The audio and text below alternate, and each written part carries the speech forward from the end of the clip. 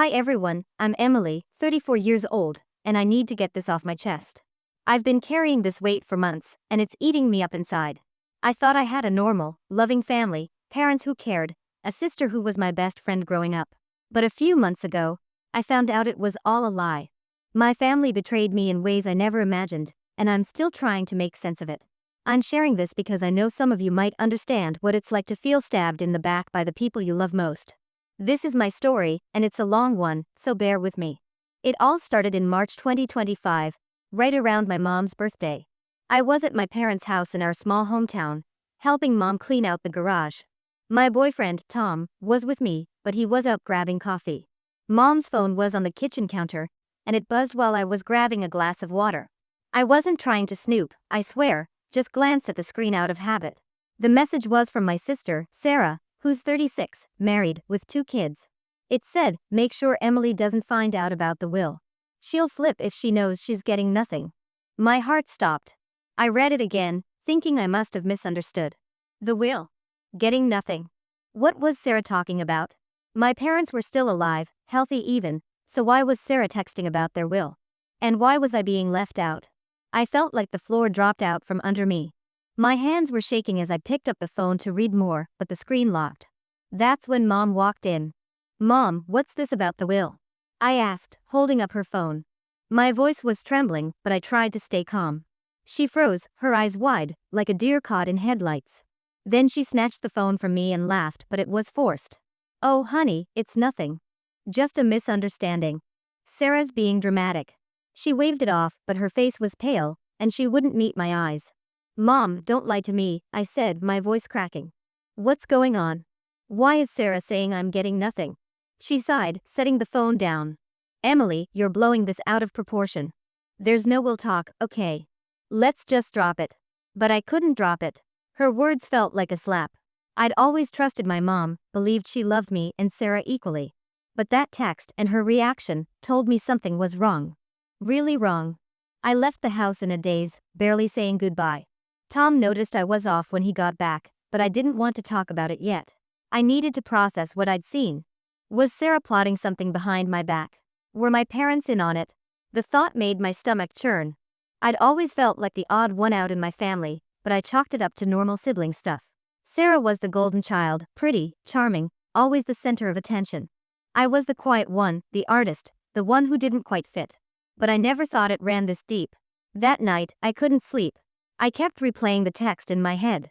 I thought about confronting Sarah, but she lived 2 hours away, and I didn't want to do it over the phone. Besides, I needed more information. What if Mom was right, and it was a misunderstanding?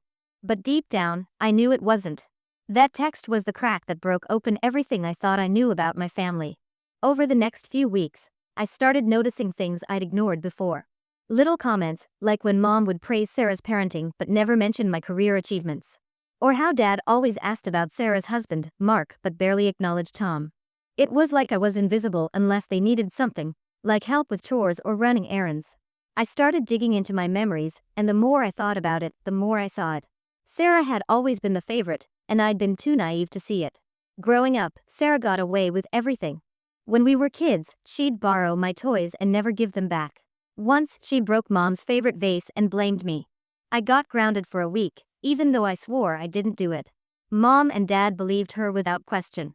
I remember crying in my room, feeling so alone. I thought those were just kid things, you know. But now, looking back, it was a pattern. Sarah manipulated, and our parents let her. Then there was the time in college when I needed help with tuition. I'd lost my part-time job and was struggling.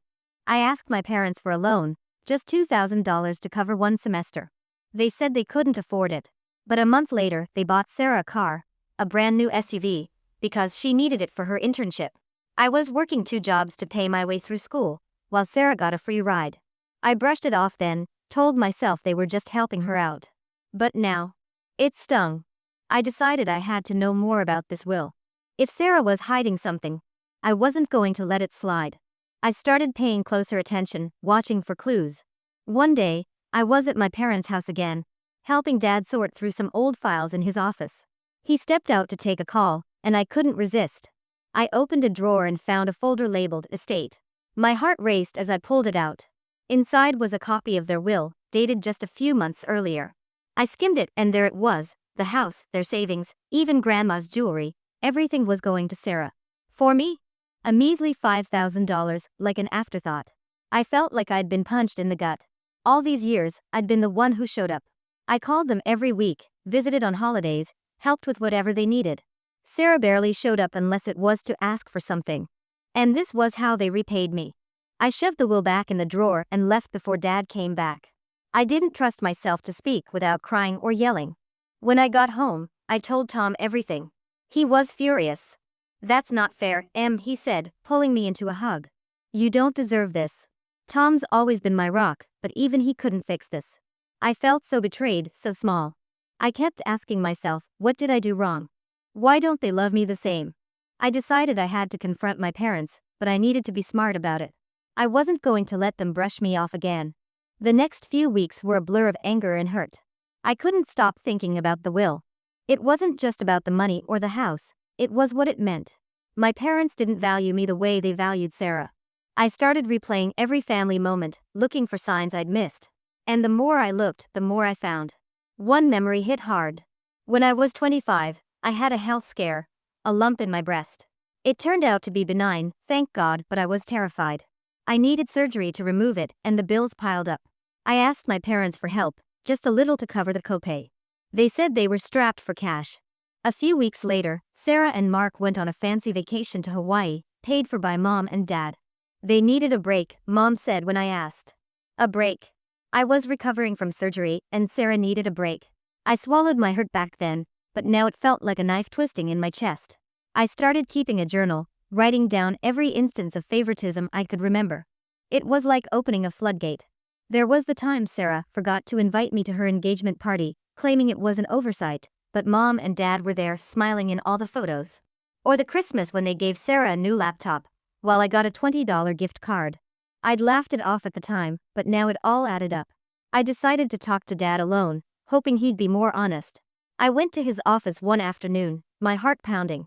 "Dad, I saw the will," I said, keeping my voice steady. "Why are you leaving everything to Sarah?"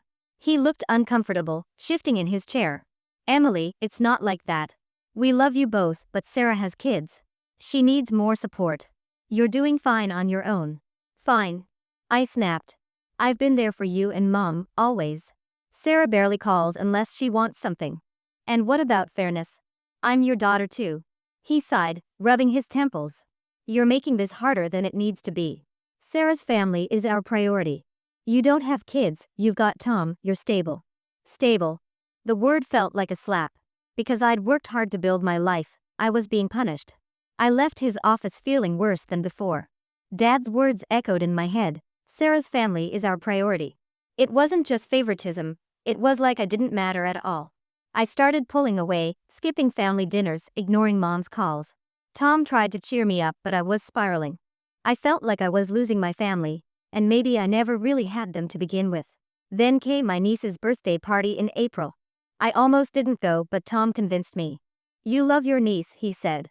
"Don't let Sarah take that away from you." So I went, plastering on a smile. Sarah was there with Mark, acting like everything was fine. She hugged me, all fake warmth, and said, "It's so good to see you, Em." I wanted to scream, "Why are you lying to Mom about me?" But I held it together for my niece. That's when I overheard Mark talking to Dad in the kitchen. I was grabbing a soda from the fridge, out of sight, when I heard Mark say, "Make sure Emily doesn't cause trouble about the business. We need to keep her in the dark." My ears perked up. Business? What business? My parents didn't own a business. Or did they? I stayed quiet, listening as Dad mumbled something about keeping things smooth. I slipped away before they saw me, my mind racing.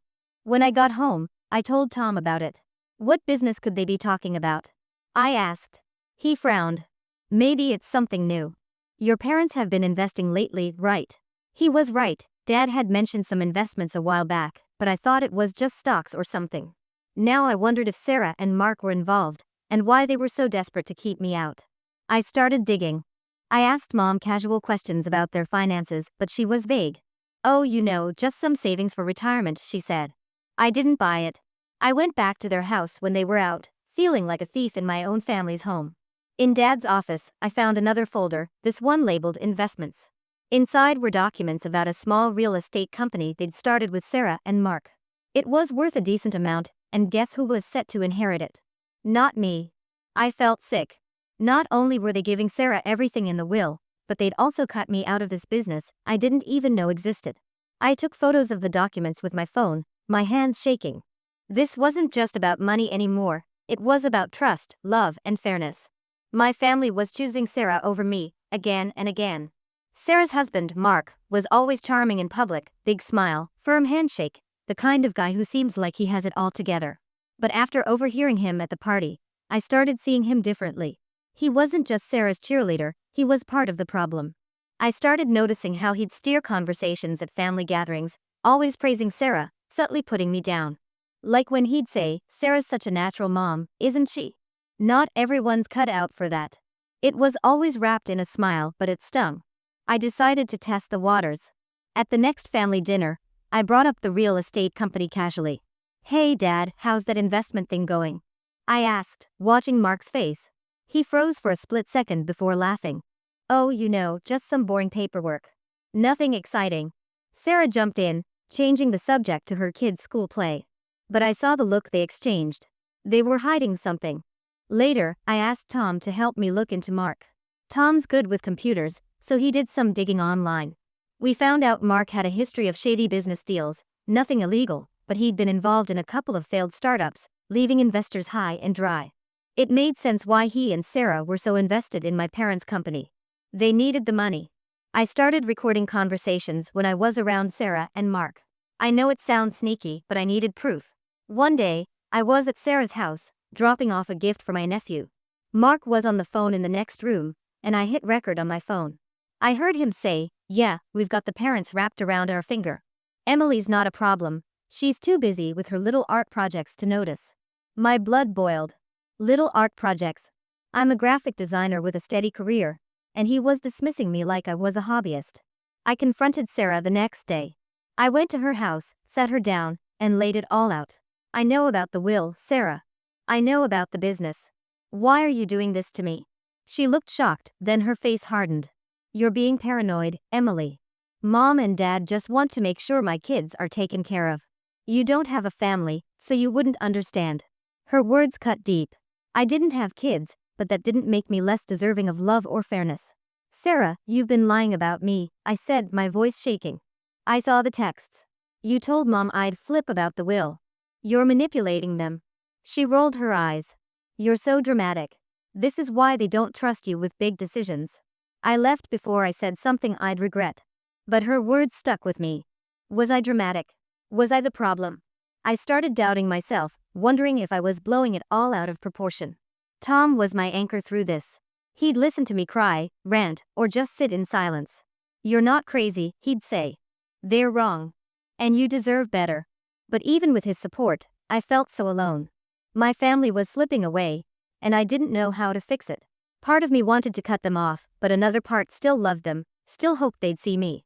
Things took a turn in May when I found something that changed everything.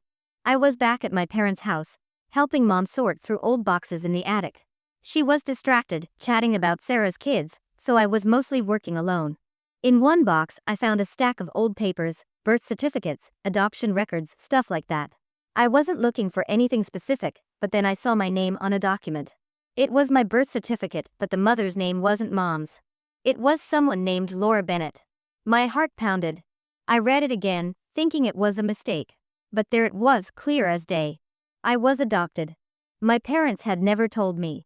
I felt like the world tilted. I slipped the certificate into my bag and kept sorting, pretending everything was fine. But inside, I was screaming. Why hadn't they told me? Was this why they favored Sarah? Because she was their real daughter and I wasn't. I confronted them that night. I went to their house, the certificate in my hand. "Why didn't you tell me I was adopted?" I asked, my voice shaking. Mom burst into tears. Dad looked like he'd been punched. "We were going to tell you when you were older," Mom sobbed. "But it never felt like the right time." Dad added, "You're our daughter, Emily. We love you just as much as Sarah." "Then why am I getting nothing in the will?" I shot back. "Why is Sarah getting everything? Is it because I'm not your real kid?" They didn't have an answer. Mom just kept crying, and Dad stared at the floor. I left, feeling more lost than ever. I wasn't just betrayed, they'd kept my entire identity from me. I started searching for Laura Bennett, my biological mother. It wasn't easy, but I found an obituary from a few years back. She'd passed away, but she had a daughter. My half-sister, Claire. I tracked Claire down online and sent her a message, explaining who I was. To my surprise, she replied. She was 30, lived a few states away, and was open to meeting. I was nervous but excited. Maybe I'd finally find a family that felt like mine. Meeting Claire was like looking in a mirror. We had the same eyes, the same laugh. She told me about our mom, how she'd been a single mother who loved us but couldn't keep me. Claire had known about me but was told I'd been adopted into a good family. We talked for hours, and for the first time in months, I felt seen. Claire became my lifeline, someone who understood me without judgment. With Claire's support, I started to see things differently. My adoptive family's betrayal hurt, but it didn't define me. I decided to confront them one last time, not for their approval, but for my own closure. I invited them to dinner at my place, Mom, Dad, Sarah, and Mark. I laid out everything, the will, the business, the adoption. I showed them the photos of the documents, played the recordings of Mark's comments. I know what you've been doing, I said. And I deserve better. Sarah tried to deny it, but Mark interrupted, smirking. You're making a big deal out of nothing, Emily. This is just family business. That's when I lost it. Family? I said. You've been lying and scheming behind my back. That's not family. Mom started crying again, and Dad looked ashamed. For once, they didn't defend Sarah. I told them I was done fighting for their love. I've spent my life trying to be good enough for you, I said. But I don't need your approval anymore. I'm building my own life, my own family. I told them about Claire, about how I'd found a sister who actually cared. And I told them I didn't want their money or their business. Keep it, I said. I don't need it. Walking away was the hardest thing I've ever done, but it was also freeing. I focused on my art, something my family always dismissed. I started painting again, pouring my pain and strength into every brushstroke. A local gallery noticed my work and offered me a show. It was a small victory, but it felt huge. Claire came to the opening, and we celebrated together, laughing and crying like real sisters. A few months later, I heard through a cousin that Sarah and Mark's business was failing. They'd mismanaged the real estate company, and my parents were bailing them out. I felt a pang of sadness for Mom and Dad, but also a strange sense of peace. Their choices weren't my burden anymore. Looking back, the betrayal broke my heart, but it also broke me open. It showed me who I am, what I'm capable of. I found Claire, found my art, found my strength. To anyone reading this who's been hurt by family, I want you to know, you are enough. You don't need their validation to shine. Build your own life, find your own people. You'll get through this, just like I did. If you liked the video, then hit that like button and subscribe our channel for new that kind of family betrayal stories.